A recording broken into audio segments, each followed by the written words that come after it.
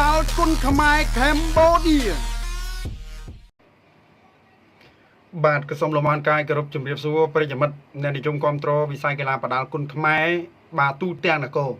ថ្ងៃនេះផងឯងខ្ញុំបាទខាត់ស្តង់ដាមានជារឿងរ៉ាវមួយដែលតាក់ទងទៅនឹងការបន្ថែមកម្ដៅមកកាន់សង្វៀនគុណខ្មែរអស្តាកាន់តែខ្លាំងតាក់ទងទៅនឹងកីឡាកររបស់ថៃមួយរូបបានប្រើពាក្យសម្ដីមិនសមរម្យ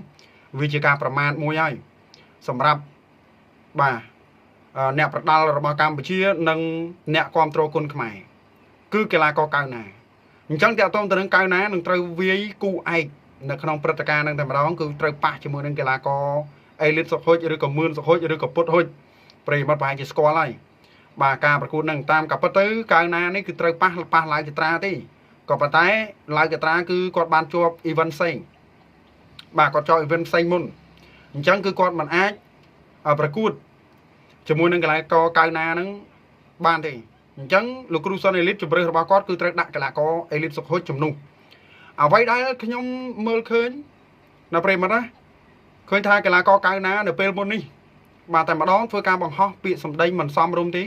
ហើយក្នុងនាមខ្ញុំជាប្រជាពលរដ្ឋកម្ពុជាមួយរូបខ្ញុំទទួលយកមិនបានក្នុងនាមបាទអ្នកឯង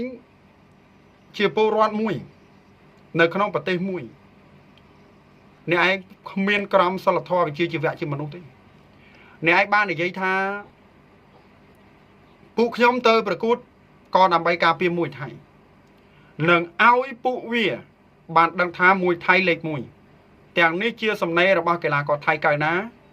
ថាវាប្រហើនប៉ុណ្ណាសូមពិចារណាតាមការគូពួកវានឹងឯងនិយាយជាមួយអាណាគេណាឥឡូវអញសួរឯងត្មង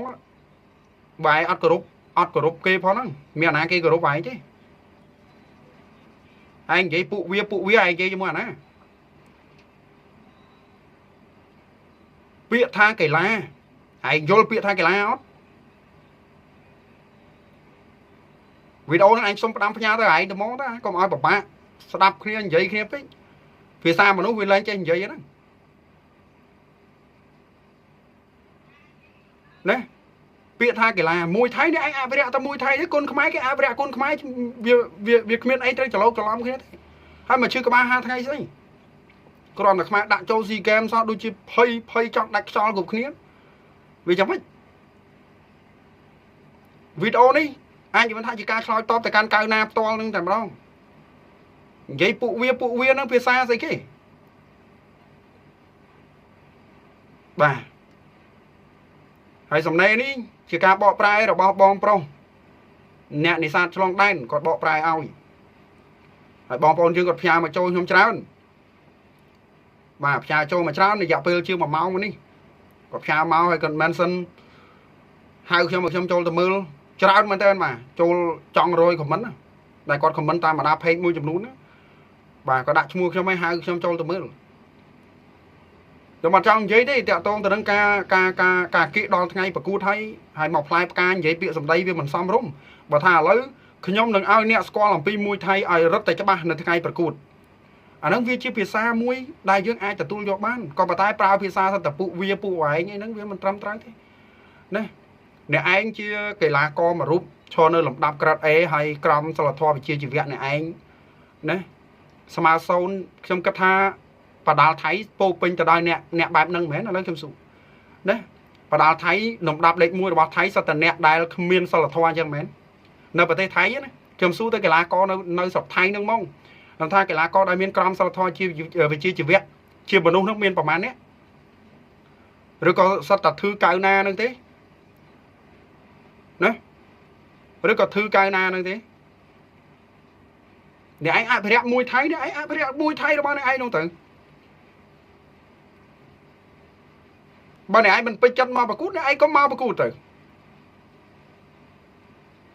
ខ្ញុំនៅប្រទេសខ្ញុំមានលុយជួលអ្នកឯងពេញថ្លៃអ្នកឯងមកមិនមកជាសិទ្ធិរបស់អ្នកឯងតាមិនចឹងប្រើពាក្យសម្ដីឲ្យសមរម្យតិចទៅណាហើយសត្វតពួកវានៅក្នុងវានោះក៏មានអញហ្នឹងដែរយល់អត់ឯងនិយាយពួកវាអញនិយាយអញចឹងទៅវិញមើលវាមិនដែរ mình trong prao pi ạ sở rùa thế còn bàn tay về từ tua vô mình ban về cắt cái bàn là nghe nhé xì bái xin cho phong bật lứ nó sầm ná nó chạy bài hai bàn trâu mơ bong bóng cọp cha mà áo ấy sầm đây thằng con về cho nó phải cao bây là nghe mấy tao phải cho cái nó tao phải cho Philippines nó Malaysia mà nào cho room mà cô đã lấy pi bờ tây nóng kia cho room mà cô đấy còn khai anh chưa sắp ba cây tài nhớ nơi pram bờ tây thiên control dương buôn bờ tây control room tăng mà chặt tem mũi tiết pram chẳng dương nơi bờ cô thoa mà đa con khai rừng đó mình toàn làm sai trên cho phóng lấy nó mau cho rừng thay thì đấy mà cho rừng thay này thì vì chỉ caប្រមាណមួយធ្ងន់ហ្មងពួកវាហ្នឹងឯងនិយាយសំដៅណាគេអូដល់កមកណាចប់ហើយប្រិមិត្តជូនពរណាប្រិមិត្តជូនពរឲ្យកីឡាករមឿនសុខុចទទួលបានជ័យជំនះបាទហើយបណ្ដាเพจមួយចំនួនបកមិនពេញបាច់បកទៅមកទៅកុំឲ្យពលរដ្ឋយើងដែលពួកគាត់មិនចេះភាសាថៃនោះពិបាកនៅក្នុងការស្វែងយល់ថាគេនិយាយនឹងវាជ្រៅកម្រិតណាបើបកស្រាលដដែលបាទបកប្រលប់ដដែលមិនបាច់បកទេនិយាយចង់ទៅមកទៅបើថាគេនិយាយមិនដាក់ចឹងមក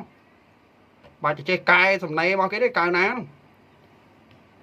ឡូវនេះមានបាយប្រិមិត្ត Google Translate ដាក់បកខ្វោកណា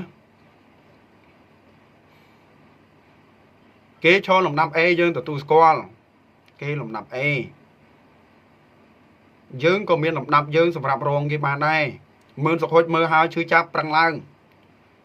បាទប្រឹងឡើងណាបំវាយឲ្យបែករត់តល្អទៀត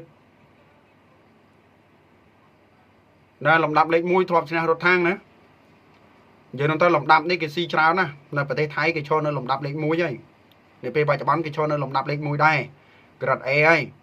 នៅប្រទេសថៃតែក្រមវិជ្ជាជីវៈជាមនុស្សហ្នឹងគឺមានតិចហ่ะបើតាមសំណេរនៃគេតសេហ្នឹងណាបាទគឺមានតិចបាទមកឆ្ងាញ់ការដែលពួកខ្ញុំទៅវាយគឺដើម្បីបាទបង្កាន់មួយថៃហើយឲ្យពួកវាបានដឹងថាមួយថៃគឺលេខ1មកអែមនេះកៅណា PK សានឆៃនៅក្លឹបធំទៀតណាបាននៅក្លឹបជាមួយសានឆៃតែសំណេរវិញអាចនិយាយបានថាក្រមសិលធម៌ឲ្យ0មកណាឲ្យ0មកតែនិយាយមកអត់ស្រួលគេនិយាយទៅវិញក៏វាមិនស្រួលដែរហាឡើងសតពុវាចឹងយើងមានត្រូវអីត្រូវគោរពទៀតមិនចឹងវាតាមតារាអញ្ចឹងណានេះឯងថាមួយថៃខ្លាំងជាងគេលំដាប់ពិភពលោកនេះឯងហ៊ានវាយជាមួយភូមិអត់កៅណាទៅគីឡូហ្នឹងតែភូមិដាក់លេខ1វាយច្បាប់លែនវេសាកមើលទៅអូតហ្នឹងហ៊ានចូលដីភូមិអត់ដោយអាប៉ែមួយថ្ងៃមុននេះផ្នែកសប្រូលនេះសន្និសិទសារព័ត៌មានស្អីគេនោះដើរលីដូចប្រកាសបបួលវាយហ៊ានណាដល់ថ្នាក់ចេញលិខិតមកឲ្យគេជន់ដីថៃហ្នឹងរយៈពេលប្រហែលទៀតអូបាទណែវាមិនដែរនិយាយត្រង់ដើរលីដូចក៏អាសាតំណតំណមួយខ្ញុំដែរណាគេហ៊ានឲ្យតម្លៃខ្លួនតាប៉ែផ្នែកសថ្ងៃមុននេះនិយាយនោះគេហៅសម្បត្តិនោះគេហ៊ានឲ្យដល់$1 លានឲ្យទៅហ៊ានវាយមួយគេហ៊ានអត់ហ៊ានទេមែនទេគេសុខចិត្តបញ្ចុះគីឡូគេបញ្ចុះពាក់កដាលយើងវាយគីឡូស៊ីនមកដាក់ដូចគ្នាទៅ